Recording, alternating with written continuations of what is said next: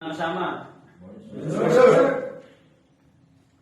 Mayroon tayong PNP Memorandum Circular number 2018-027 na release last June 28, 2018. Ito yung guidelines and procedures in the management and supervision of all PNP custodial facilities and persons under PNP custody. This was published last 2018. Sino nakabasa nito? So, I suppose lahat kayo nakabasa na nito. Yes, sir. O sige nga, bigyan nyo nga kung ano-ano yung mga guidelines na to. Anyone? Isa-isa. Yes, please. Sir, yung oras po ng pagdalaw, sir. Yung every Tuesday to Friday is 1 p.m. to 5 p.m. And then every Saturday and Sunday, sir, from 8 a.m. to 12 in the afternoon. Tapos, sir, 1 p.m. to 5 p.m., sir. Tama yun, take your seat.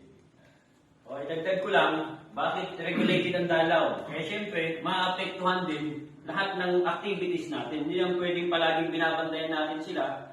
Basta may relative sila, or mga kaibigan, or council na pupunta, papasyal sa kanila. Yun ang essence nun. Next.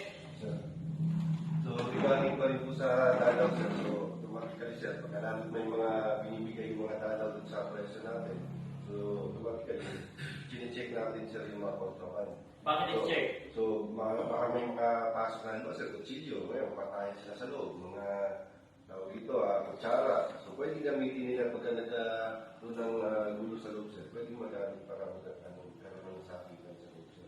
Tapos mga droga, baka gusto. So, kailangan i-check ng mabuti, sir, kung kontraban yung mga nabibigay sa akin. Tama din yun. Thank you. Next.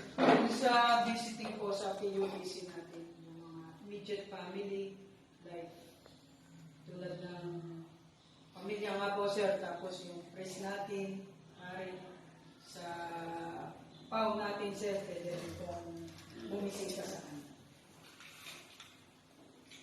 Bakit bibisita ang mga legal counsel sa kanila? Siyempre, although may knowledge tayo sa mga batas, sa mga concerns nila, pero hindi tayo ang tamang tao na magtatanungan nila at magbibigay sa kanila ng advice. Bakit? Kasi pwedeng sabihin bias tayo eh. Kasi mostly na nakakulong naman sa atin, tayo nag-aresto kung hindi man citizen's arrest. Di ba? Lahat ng legal advice na kailangan nila, ipoprovide yun ng PAW natin or Public Attorney's Office na regularly dumadalaw at kinakausap din sila. At the same time, lahat ng kailangan nilang malaman sa kaso nila or kung ano pa ang progression ng kaso nila, mababanggit sa kanila. Next.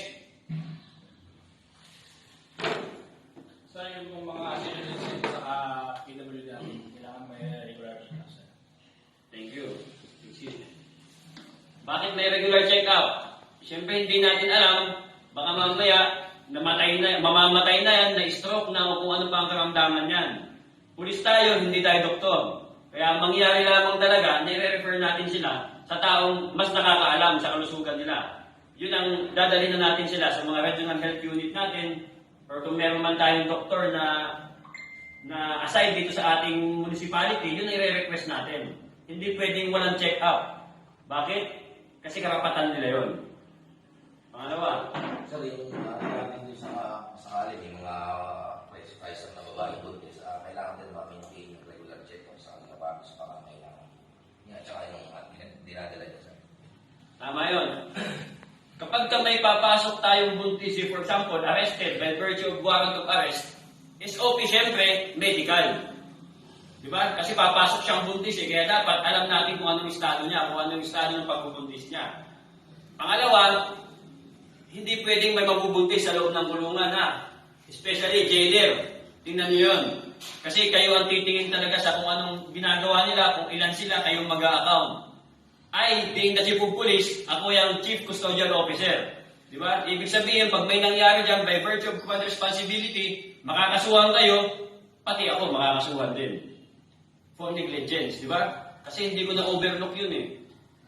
Kaya nga, always keep the commander informed. As jailer kayo ang nakakita palagi, kayo ang may hawak ng mga susi, from time to time, i-check nyo, kausapin nyo.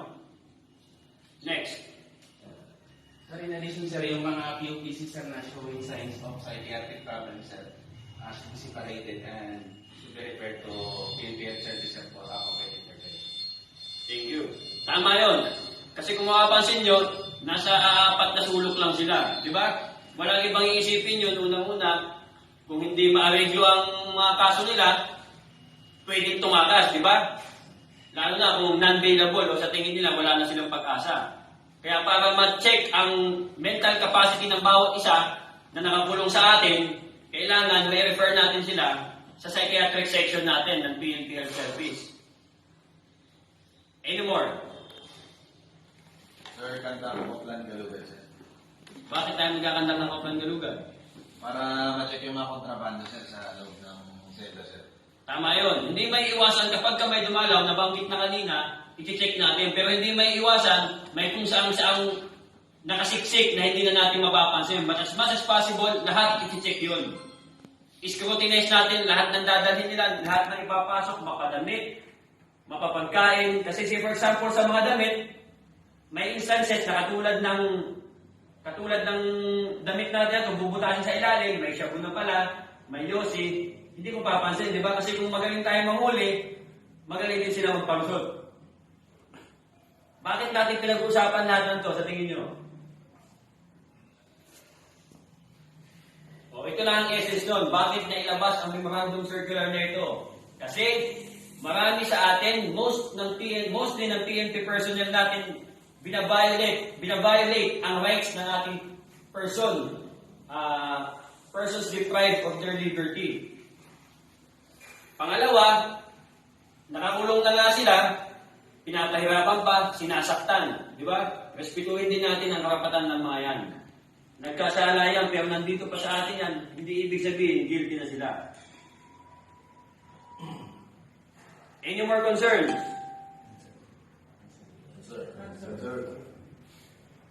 Si Pedi, may tanong pala eh. Wala na ba? O kung wala na, sana naunawaan natin pinag-usapan natin. At the same time, nabasa na naman na, especially sa jailer, paulit-ulit, nabibihin din natin. Kasi hindi pwedeng hindi natin alam ang ginagawa natin. Hindi pwedeng rason na, ay, hindi ko po alam yan. Hindi po gano'n, ano. Nagkakaintindihan ba tayo? Yes, sir! Kung wala na, ayun lang, maraming salamat at good morning ulit. Yes, sir.